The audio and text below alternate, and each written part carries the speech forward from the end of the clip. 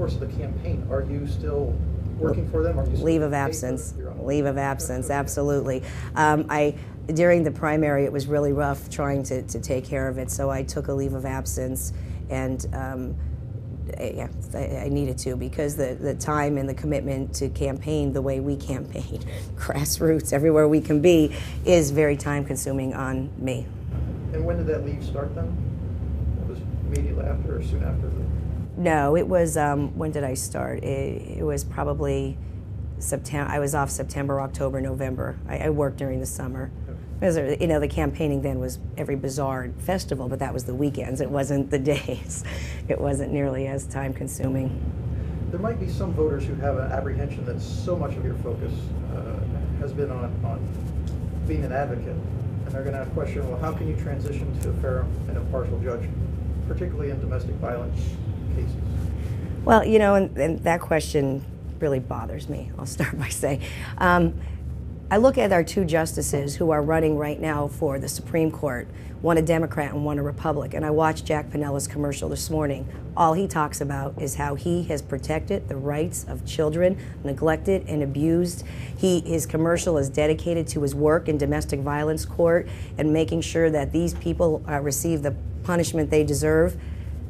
You know, I look at Justice Ori Melvin. Her entire plateau is, she created domestic violence court. She felt a need to take care of these victims.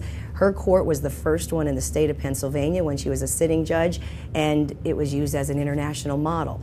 So there are these great people who are justices and looking to move up higher in the court, and their whole emphasis and what they're putting a big part of what they do is helping these victims, and that's okay for them. But for me in Luzerne County, it seems to be a sticking point. Who better to be in a courtroom and dealing with these cases or a rape case than somebody who's done them for 15 or 18 years? Do you think we prosecuted every single sexual abuse case that came across the table? I would tell you no. There are more. When I started doing this work and realized how many people we interviewed in a week that were sexually assaulted, children, teenagers, you know, men, women, it was astonishing to me, because we don't live in a safe little haven. It goes on everywhere. The amount we prosecuted was minimal compared to the amount that reported, simply because you need to know what goes and what doesn't, what works and what doesn't, what can be testified to and what can't. And doing that work, I know exactly what goes into it and what needs to be into it. It makes me more aware and more keenly attuned to what goes on. Through all my years in the DA's office, I watched judge after judge start in PFA court, shocked, because they've never done that work. They were never there. They never in their life even experienced the stories that they would hear in PFA court. And we would sit back, the advocates, the other lawyers, and you knew, since they never did it, they were shocked. They didn't know how to handle it. And what happens then is, and we would see it, everybody got a PFA.